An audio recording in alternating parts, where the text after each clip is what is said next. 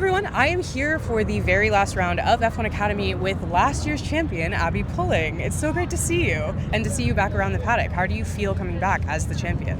No, it is really nice to be back. I definitely have missed it. It's an atmosphere like no other you don't get anywhere else. It's a different atmosphere to what I've been in this year with GB3.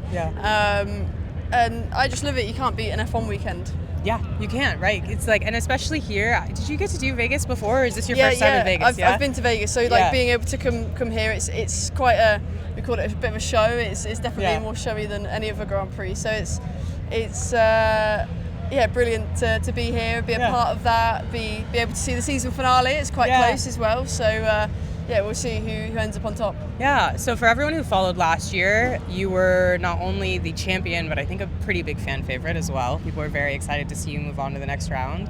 How has the adjustment been for you going into GB3, which is a totally different world? As you say, a totally different world. It's been a really big jump. I don't think people really appreciate how big of a jump it is.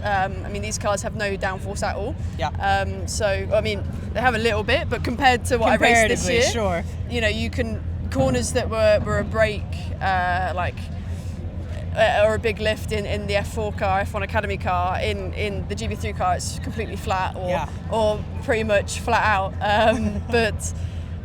It took a bit to get used to, but I'm really happy with the progress throughout the year. Getting a podium was pretty cool. I think I've shown flashes of pace. Of course, the year's not gone how I wanted. I'm a bit disappointed with myself. I want to win. I'm not here to make the numbers up, but just the support that I've had in the background to have even done that season, it's been an absolute dream. Yeah. How have you felt also watching the fan base that met you in F1 Academy follow you to GB3, which in my experience, for a lot of those fans, was a series that not only were they not watching, they actually hadn't even heard of it. They were not aware as much of the ladder. How has it felt kind of bringing a fan base to a series like GB3? It is really sweet.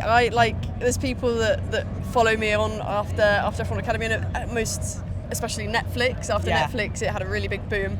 I've got people coming up to me in my local co-op, "Oh, you're Abbi." I'm like, "Yeah, I live in the village."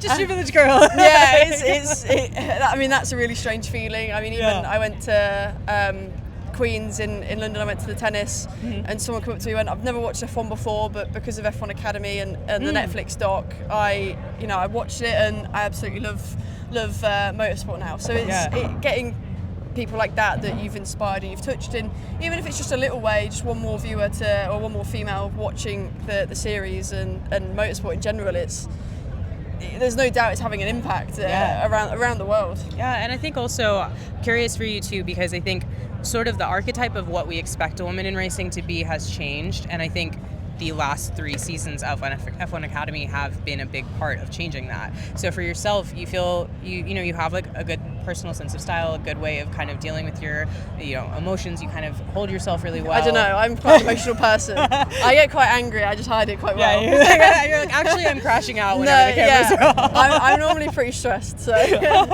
do you feel kind of since you started kind of racing at all or karting, and to now you're able to be a little bit more of who you want to be as opposed to who you're expected to be? Yeah, I think even as a whole, no matter men or women in the sport, it feels like you've got to be a certain way and you've got to be really brand friendly and be really kind of in this media trained box. And I've tried to be I'm not, make sure I don't have a potty mouth or anything, but I like to make sure that I can be myself and just be fairly relaxed and be personable. And I think that's really important to have and the platform that F1 Academy is giving is made that we can all do that and in a really safe space to do it. I've never felt ever really I've not been able to be myself. I'm pretty unapologetically myself, to say the least. Some people love it, some people hate it. I'm quite lucky that I've never been felt to feel like that. But there's plenty of women that have been made to feel like that. So this, again, is a safe space for them. Yeah, I think one of the things I really love is all the young girls that I interact with at track now knowing your name, knowing other girls' name in the series.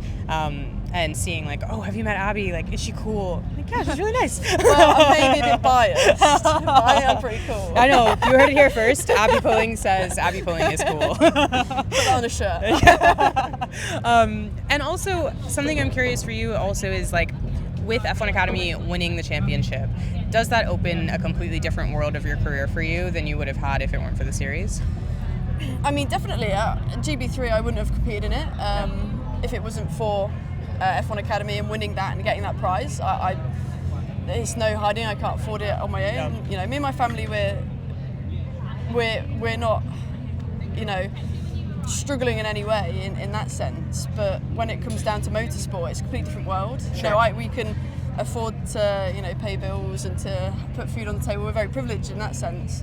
And then you compare it to motorsport, and it's like, you know, scrounging around for test days and so on and so forth. Whereas some people that can do hundreds of test days. Yeah. And it's just the cards that I've got, and you know, I'm not gonna be bitter about it, and Sure. you know, be, you know, oh, that person's got something and I don't have it. At the end of the day, I'm just going to do the best with what I've got, and yeah, so far it's been really, really great. And yeah, again, like I say, this year it's been a dream come true. I wouldn't be racing in GB3 if it wasn't for that, as well as the support from Rodin Cars. Yeah. And how do you feel? I mean, and you're still with Rodin, so Yes. that's huge as well, being able to kind of move from one team and stay, which I think a lot of people don't necessarily realize that's how F1 Academy works. You guys are kind of under different teams, but you're also 3 cars to a team, or you were, I suppose. But how has kind of continuing that relationship to the next level been?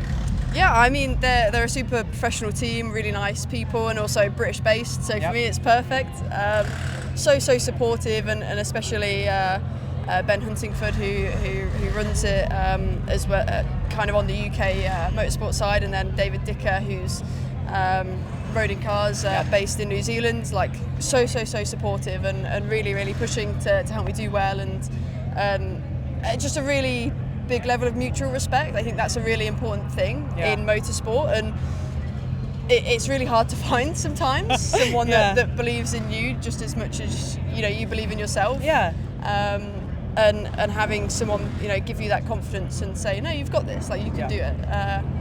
It's really reassuring. I'm a girl that loves reassurance, to say the least. So to have so many people like really like batting in my corner and really wanting me to excel is like, I almost feel like I don't deserve it. Like at times this year it's been really tough. Some things out of my control, but some big mistakes in my control, and there's no doubt about that. But yeah, there's sometimes you're like, I don't deserve this support. And then you've got to think back, and you've got to show why you deserve the support. So. Absolutely. Okay, the last one is kind of just like a silly, fun question that I've been asking everyone, and I've been shocked to see how much it throws people off this weekend. So, Hello Kitty is famously in the F1 Academy paddock for the first time. She's also famously 5 apples tall. 5 apples tall? Correct. When I've stood next to her, I think she's a bit taller than 5 apples. Well, here's the next question for you. How big are 5 apples? How many apples tall are you? How many apples tall am I? How big are 5 apples will help you solve that problem. Well, yeah, I'm pretty sure she's taller than me, so I would say I'm 4 apples tall. How tall are you in inches and feet? Good question. Centimeters is fine too. I think I can do the math. I'm about 5'7", like 171 centimetre. Okay, so something around there. A standard average apple is 4 inches tall. No, it's not. That's not in the UK. I don't know what apples you've got out here, but in the UK. The average apple is 4 inches tall. Oh, so I'm quite a few more apples. Yeah, you're a lot more apples than I'm quite Hello Kitty. You're closer to. I'm probably like 17 apples? 18 apples? Yeah, my math's somewhere around there. Well, you know. The more you know. The more you know. Every day's a learning day. Well, please enjoy your time back in Vegas and around the F1 Academy, and I can't wait to see what you do next. Perfect. No,